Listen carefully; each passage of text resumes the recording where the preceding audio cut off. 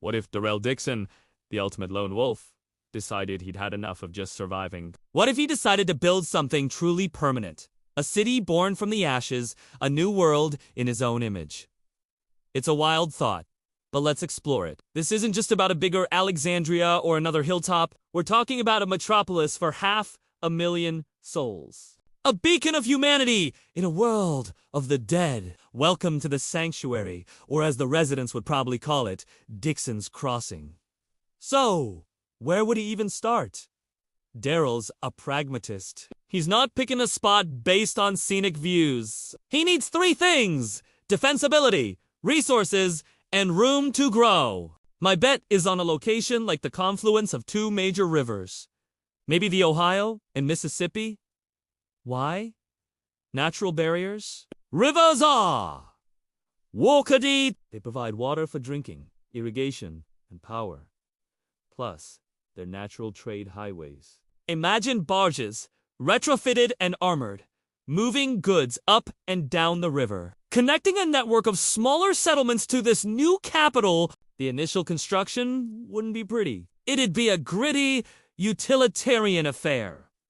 The first walls wouldn't be concrete. They'd be massive earthworks, moats, and palisades made from entire forests, reinforced with salvaged steel from derelict cars and buildings. Think medieval fortress meets scrapyard ingenuity. Daryl's leadership style would shape the entire process. No grand speeches, just quiet competence. He'd lead by example, clearing walkers, hauling lumber, and teaching others the skills they need to survive and build. His government would be a council of the capable engineers, farmers, medics, and fighters. Meritocracy in its purest form. Powering a city of 500,000 is a monumental task. Forget trying to get a pre-apocalypse power grid running. Daryl's city would rely on a mosaic of solutions.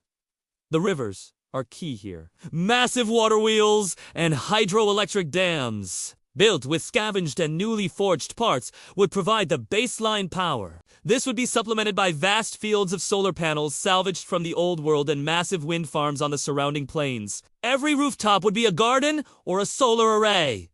Nothing goes to waste. Methane digesters would turn city waste, both human and walker into usable bio. It's grim, but it's efficient. What would society look like in a city built by Daryl Dixon? It would be a culture of self-reliance and practical skills. Forget about being a social media influencer. Here, your value is determined by what you can do.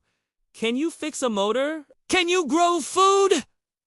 Can you set a broken bone? Education would be centered on apprenticeships. Kids would learn blacksmithing, farming, engineering, and medicine from the masters.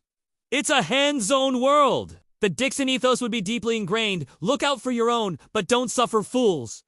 Justice would be swift and simple. You pull your weight, your family.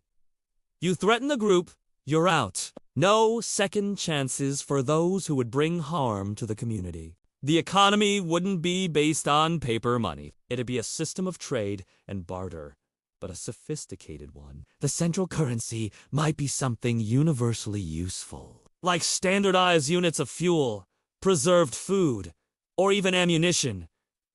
The city would become a manufacturing hub. Blacksmiths forging new tools from scrap metal. Tanneries turning, walker hides carefully cleaned.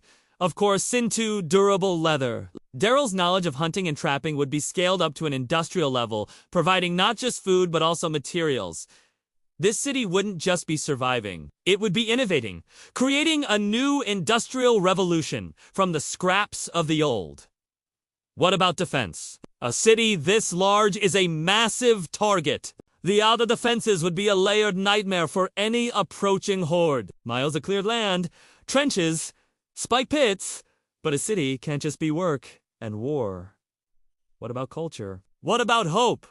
In Daryl's city, culture would be practical and communal. Music would be played on handmade instruments around campfires. Storytellers would be the keepers of history, recounting the tales of the fall and the rise. Arts wouldn't be found in galleries, but in the intricate carvings on a rifle stock or the mural painted on a community hall wall. depicting their journey. It would be a society that values resilience and community above all else. They would celebrate harvests, the completion of a new wall, the birth of a child. They'd find joy in the simple, profound act of living and building a future together. Of course, a project of this massive would face incredible challenges.